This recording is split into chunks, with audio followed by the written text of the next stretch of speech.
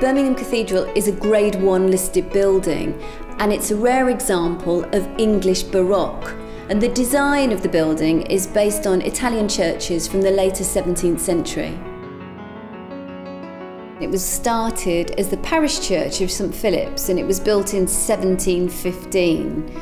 Thomas Archer was the architect, and he always intended there to be a tower. The tower was added in 1725. It's built from brick and it has a stone cladding around it. The tower is used to house the bells, the clock, and at the very top is a cupola.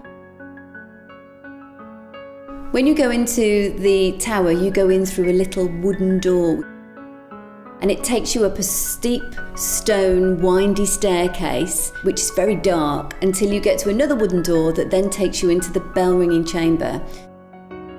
Bells are rung every Sunday for the main services, but we also ring on Monday nights. We ring a peal, which is a non-stop piece of ringing that lasts 3.5 hours. We've been doing that since 1950, and we've rung nearly 2,000 of those on these bells to date.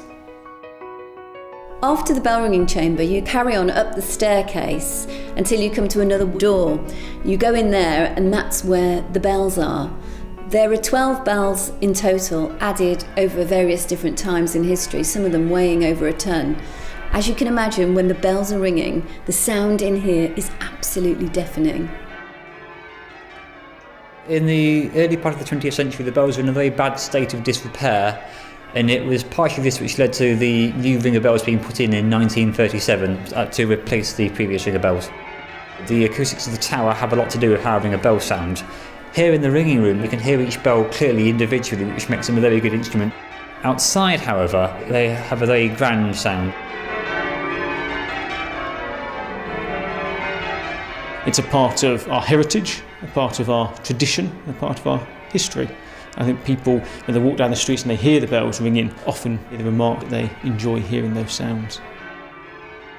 It's a very evocative sound. It's a sound that hasn't changed for centuries, and it really puts a backdrop against modern bustling city life.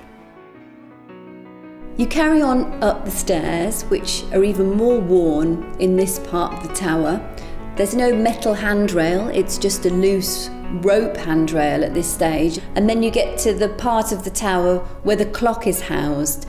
You can see 4 faces of the clock in reverse, as well as the mechanisms for the clock, and quite a lot of very old graffiti.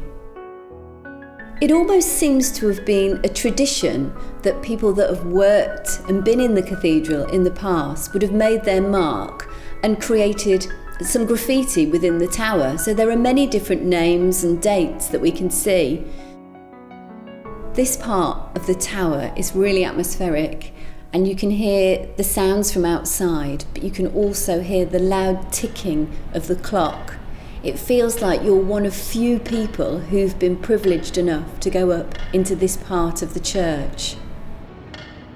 After the clock, you continue up a set of wooden stairs to the very top of the tower until you reach a loft hatch. You clamber up into the area that's known as the cupola. It has an elaborate ironwork fence around the edge of it and columns that then hold a little tiny dome on the very top. Above that is the weather vane, the orb and the cross, which are all heavily gilded. You can get out and stand on the cupola, but only 2 people would be able to stand there at one time, and you can look across the entire churchyard and beyond to see the whole of Birmingham and the region. What's really fascinating about the view up here is how it has changed over the years. We're lucky to have a painting from 1821 that shows us what it would have looked like at that time. This painting was done by an artist called Samuel Lynes. He knew the area was going to be developed, so he went up to the top of the tower at St Philip's and drew what he saw. The painting shows windmills, it shows hills, it shows farmyards, and it shows people about their daily work. The tower is sat at the heart of Birmingham and has seen it grow from a small town to a thriving city. We wonder what the tower might see over the next centuries and what it might bear witness to.